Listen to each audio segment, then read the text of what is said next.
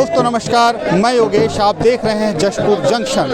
इस वक्त हम बाबा भैरव की नगरी बाबा बैजनाथ धाम में हैं। जी हाँ, हमारे साथ इस वक्त मौजूद हैं बाबा बैजनाथ धाम के प्रधान पुजारी। की पूजा की परंपरा जो है पूरा भारत में सबसे कठिन ये हम लोग निर्जला 24 घंटा रहते हैं और प्रशासनिक हॉबी जो है वो तो हर जगह लगा हुआ है। भीड़ होता है तो थोड़ा आगे पीछे होता है, लेकिन जितने भी पंडा हैं यहाँ पर वे सारे अभी मंदिर का संचालन कर रहे हैं। नहीं, ये कि आस्था का जो व्यवसायीकरण होता है, मतलब लोग उससे पैसा अर्जित करते हैं, तो इस विषय में क्या मानते हैं? कि गुलाब में भी कांटा है। यहाँ कुछ ऐसे भी है, बाहर के आदमी कुछ आके कुछ गंदगी मतलब झूठ सच ये करते हैं। सच्चाई मैंने आपको बता दिया। जी बिल्कुल। दोस्तों नमस्कार, मैं योगेश, आप देख रहे हैं जशपुर जंक्शन। इस वक्त हम बाबा भैरव की नगरी बाबा बैजनाथ धाम में हैं। ऐसी मान्यता है कि बाबा भोले की नगरी में आकर यहाँ जो बाबा भोले को सच्चे मन से जल अर्पित करता है, निश्चित ही बाबा भोलेनाथ उसकी मनोकामना पूर्ण करते हैं। आपको मैं यहाँ का दृश्य दिखाना चाहूँगा कि देखिए, यहाँ पर यह आपके सामने जो दृश्य दिख रहा है यह बाबा बैजनाथ धाम का मंदिर है। और इस मंदिर की ऊंची चोटी से लोग पगड़ी बांधते हैं और पगड़ी बांधकर इसे नीचे लाते हैं और अपनी मनोकामना पूर्ण होने का इंतजार करते हैं। ये देखिए, आप ये देख सकते हैं कि लोग यहाँ पर पगड़ी बांध रहे हैं और ये पगड़ी बांधकर निश्चित ही किसी मनोकामना के पूर्ति के लिए पगड़ी बांधी जाती है। इस वक्त देख रहे हैं बाबा बैजनाथ धाम का दृश्य, जहाँ पर बहुत बड़ी संख्या में भक्त आते हैं और अपनी मनोकामना पूर्ण करते हैं।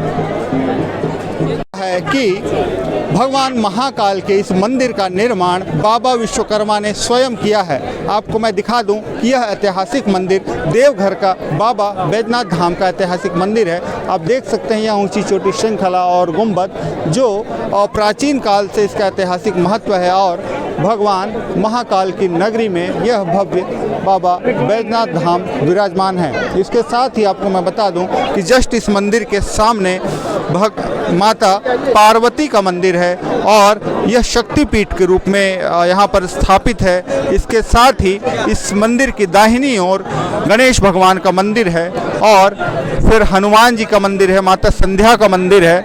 और मंदिर की दाहिनी ओर अपन देखें तो यहाँ पर माँ काली भी विराजमान है। जो ये लाल रंग का आप गुंबद देख रहे हैं, इसमें माँ काली विराजमान है और उसके जस्ट बगल में माँ तारा का शक्तिपीठ है। और निश्चित है सभी शक्ति केंद्रों को लिए हुए भगवान महाकाल यहाँ से पूरे विश्व की रक्षा कर रहे हैं, पूरे देश की रक्षा कर रहे हैं, लोगों में आस्था श्रद्धा जागृत कर रहे हैं। इस वक्त श्रद्धालु मौजूद हैं, आइए उनसे समझते हैं और वे यहीं के रहने वाले हैं। मेरा नाम आशीष कुमार है। जी बताएं कि बाबा महाकाल का आशीर्वाद आपको बचपन से मिला हुआ है और कैसे जुड़े हुए हैं आप? बिल्कुल, हम इसी एरिया में रहते हैं। मेरा ये निवास स्थल है और जब से होश संभाले हम तब से हम यहाँ पे आ रहे हैं। और यहाँ पे ये मान्यता है कि ये मंदिर किसी मनुष्य ने नहीं बनाया, ये बाबा विश्वकर्मा ने निर्मित किया है इस मंदिर को। तो ये बहुत विख्यात और अपना सिद्धिपीठ में एक अलग मान्यता इसका प्राप्त है। टोटल 12 ज्योतिर्लिंग है इंडिया में, जिसमें से इसमें भी इसका योगदान है, अहम है और ये बहुत ही महत्वपूर्ण है। यहाँ पर मैं जो भी मनोकामना अपने दिल से पूरा करने के लिए इच्छा करते हैं वो यहाँ पे पूरा होता है।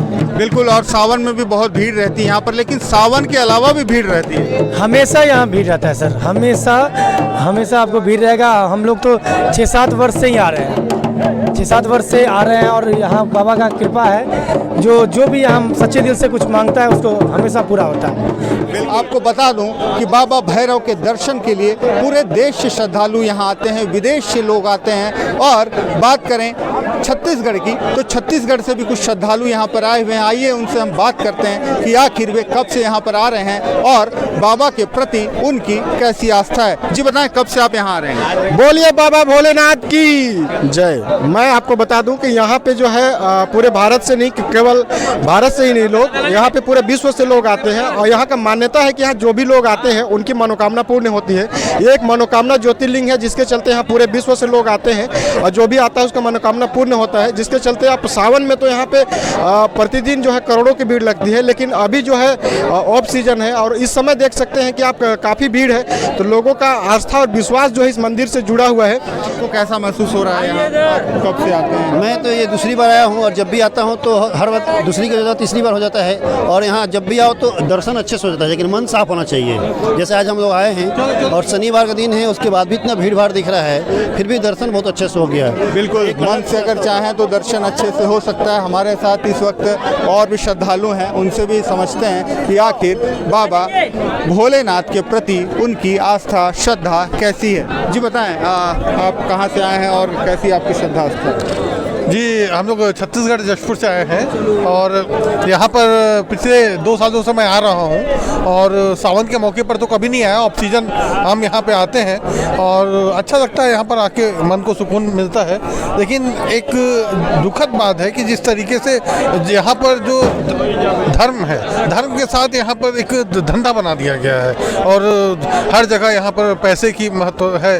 और जिस तरीके से यहाँ पे जो पंडे हैं, कहीं भी आप जा रहे हैं पूजा करने तो वहाँ पर जो पंडे हैं वहाँ पे कुछ ना कुछ आपसे दक्षिणा देते हैं और ज़बरदस्ती करते हैं। तो ये थोड़ी एक तकलीफदेह बात है। और सिर्फ यहाँ की नहीं, पूरे देश भर में जितने धार्मिक स्थल हैं उन सब स्थलों से इस तरह की जो धंधेबाजी हो रही है उसको यहाँ पर समाप्त करने की ज़रूरत है, ताकि भक्त जो है सच्चे मन से अपनी आस्था वहाँ पर प्रकट कर सकें। और ये बिल्कुल आस्था के केंद्रों का व्यवसायीकरण नहीं होना चाहिए और कहीं न कहीं यदि आस्था के केंद्रों का व्यवसायीकरण होता है तो कहीं न कहीं आस्था और श्रद्धा पर भी सवाल खड़े होने लाजिमी है। बता दूं कि यदि आप देवघर आ रहे हैं, भगवान महाकाल की नगरी आ रहे हैं और आपको भगवान भोले को जल चढ़ाना है तो यहाँ शिव गंगा कुंड में आपको स्नान करना होता है और उसके बाद आप भगवान महाकाल को जल अर्पित करते हैं। हमारे साथ महाराज भी आइए, उनसे समझते हैं कि आखिर इस शिव गंगा की महत्ता क्या है। जी, आपका क्या नाम है महाराज? हमारा नाम छोटका नूनू पंडा है। इधर देख, नहीं, छोटका नूनू पंडा है। जी बताएं, ये शिव गंगा कुंड का महत्व क्या है? ये शिव गंगा में स्नान करके बाबा का पूजा करने का महत्व है, तब ये सारा कार्य सफल होता है। ये रावण का खुदाया हुआ शिव गंगा है। रावण मुष्टिका प्रहार करके शिव गंगा में गंगा प्रवाहित दिए हैं। इसमें नहाने के बाद यही बाबा का पूजा, इसीलिए नाम इसका शिव गंगा पड़ा है। शिव के लिए यहाँ पर स्नान करके बाबा का मंदिर जाया जाता है, इसलिए नाम इसका शिव गंगा है। जी बिल्कुल, आप समझ सकते हैं कि शिव गंगा आपको मैं दिखाना चाहूँगा कि यह जो आप कुंड देख रहे हैं, आइए मैं आपको पास से दिखाऊं थोड़ा कि यह जो कुंड है इसको लोग शिव गंगा के नाम से जानते हैं और यहाँ पर लोग पहले स्नान करते हैं और इसके बाद यहाँ से शुद्ध होकर भगवान भोलेनाथ को जल अर्पित करते हैं। आप देख सकते हैं यह शिव गंगा कुंड है और ऐसी मान्यता है कि रावण की मुष्टिका प्रहार के बाद यहाँ से पाताल से जल निकला था और इस पवित्र जल को से स्नान करने के बाद लोग भगवान भोलेनाथ को जल अर्पित करते हैं। आप देख रहे हैं जशपुर जंक्शन बने। हमारे साथ इस वक्त मौजूद हैं बाबा बैजनाथ धाम के प्रधान पुजारी मुरलीधारी जी। आइए हम उनसे समझते हैं कि आखिर बाबा की महिमा कैसी है और वे कब से इनकी सेवा में लगे हुए हैं। बैजनाथ धाम की कब से आप सेवा कर रहे हैं और क्या महिमा है इनकी?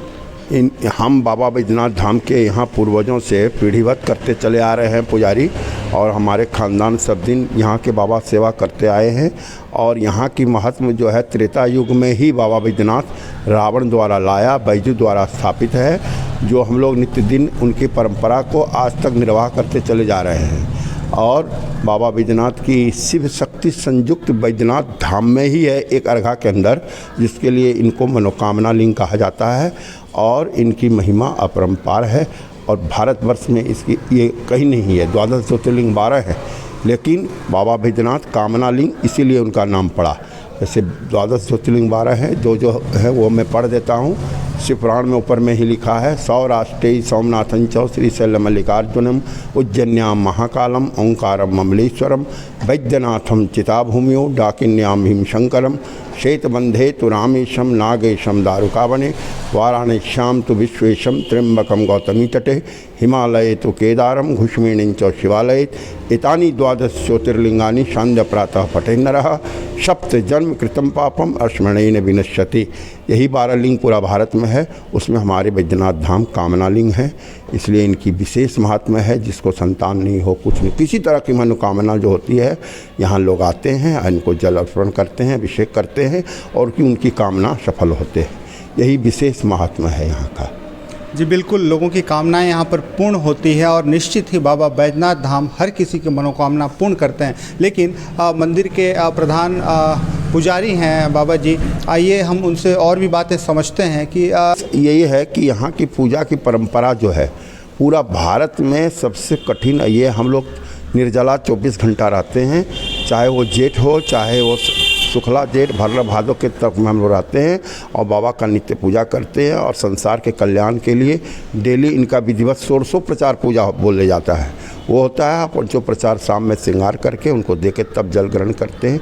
इसीलिए बाबा विशेष प्रसन्न है और पूरे संसार कल्याण के लिए हम लोग बाबा को मनाते रहते हैं। और प्रशासनिक हॉबी जो है वो तो हर जगह लगा हुआ है, भीड़ होता है तो थोड़ा आगे पीछे होता है, लेकिन प्रशासन को मैं दोषी नहीं बनाऊंगा क्योंकि भीड़ कंट्रोल के लिए प्रशासन चाहिए। तो अभी जो जितने भी पंडा हैं यहाँ पर, वे सारे अभी मंदिर का संचालन कर रहे हैं?